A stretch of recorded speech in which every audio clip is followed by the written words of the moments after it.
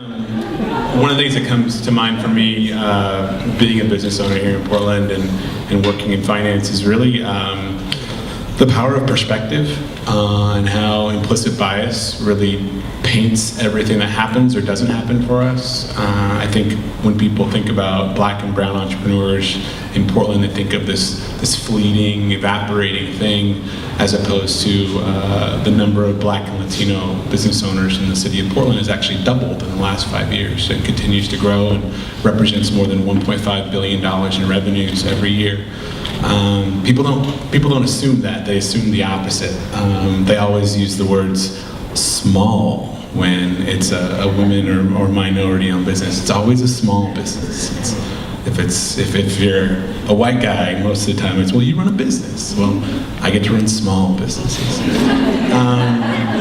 The other kind of perspective that's around here is that if you have a black business here in Northeast Portland, it's a barber shop, it's a barbecue place, beauty supply, as opposed to the largest black-owned businesses in the state of Oregon that have the number of employees are within blocks of where we're sitting right here. Which I find ironic because the Pearl Old Town is the original hub of Portland's black community. It's not Northeast Portland. And so, I love to see that we've got, more than 100 black-owned businesses on MLK right now. But I also love seeing that Dwayne's down here, and the state's largest black-owned construction company is a block away, and Alma Software, an educational company, is literally across the street as well. Ian's coffee shop is doing great things. And so I think you always have to jump past that barrier, people's perspective of what you should be doing or what you shouldn't be doing. I remember a couple years ago we were doing an event at a brew pub that I own with some friends, and we invited a community to come in and rent out the back space. And so there was like 30 white people having this conversation in the back space, and I was sitting there, and the person that set it up invited me to come speak.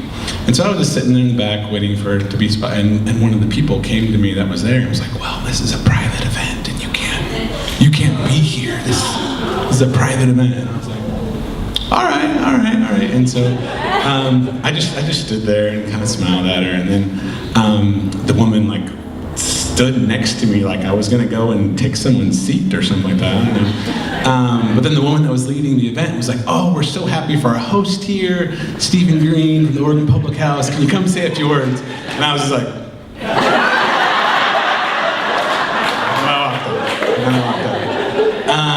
but it's things like that happen all the time. Sometimes you get those small wins, but most of the time you don't.